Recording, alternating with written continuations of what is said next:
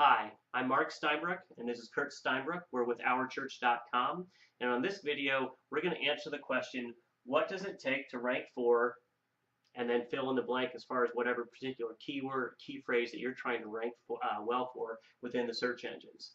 So, Kurt, why don't you talk about what kind of things go into ranking well for particular keywords? Sure. There are a lot of different things that go into rankings. And so what is it going to take to rank for, whatever your keyword is? It's going to depend on that keyword and how competitive it is. But there's certain levels, certain steps that you're going to take to do this. The first thing are just taking care of the basics. This is making sure that the search bots are able to actually visit your site.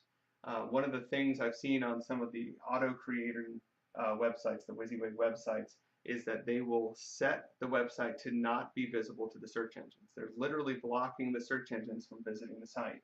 And I think the theory behind this is that they think that you don't want anyone coming to your site until you launch your site. However, it's very easy, if maybe you don't know about this setting or you just forget about it, to not change that. And so then all of a sudden, a month, 2 months down the road, you're wondering, why am I not getting any visitors? Well, it's because the search engines are, they're not even allowed to see your site. Sure. Could be just a matter of clicking a button and changing a setting and turning that setting off. Exactly. The next thing is making sure your site is readable by the search engines. Search engines can't read everything. They can't read graphics. They can't read Flash. So it's like if you have your site built out of Flash, the search engines, they don't see anything. They literally just see a few snippets of code and a blank page. Wow. So there's nothing for them to see. They don't know what your site is about. They can't really rank you for anything.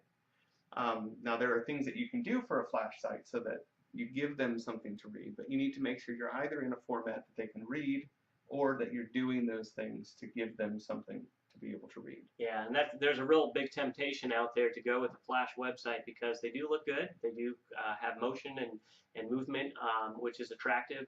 But if you don't have things set up to give the search engines the ability to read your site, then you're losing out on any possible traffic that you would be getting from the search engines. Yeah. And then the next thing, or the last of the basics, is good navigation. And what we're talking about here is the navigation menu. This could be like a left side menu, or maybe at the top of the website they've got the menu. Really any way that you're linking between the pages. You want this to be something where the search engines are able to easily move about the site, find all of the pages. It's good for users too. Sure. Users need to be able to easily navigate around the site.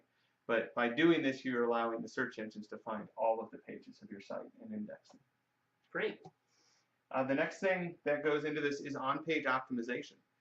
When you're doing optimization, there's really a couple of different aspects to it. There are things that you can do behind the scenes that are like setting up meta tags, title tags, different things that maybe your visitors aren't really going to see, but the search engines see that, and that can help to get you ranking well. There are also things that you're going to do in the content of your site. So you're putting the keywords that you want to rank well for in the content. And this is really a big topic. I can't go into much depth with this. There's going to be several different videos. But on-page optimization is one of the things that it's going to take to get you ranking well for whatever the keyword is. So that's the next step. After you take care of the basics, there's the on-page optimization. Yeah, and these two really are going to be necessary for any keyword that you do. Great. Okay, now when you're starting to get into some of the more competitive keywords, keywords that a lot of different websites are trying to rank well for, you're going to really have to start looking into link building. When I talk about links, though, to be clear, these are not links that are on your site linking out to other sites.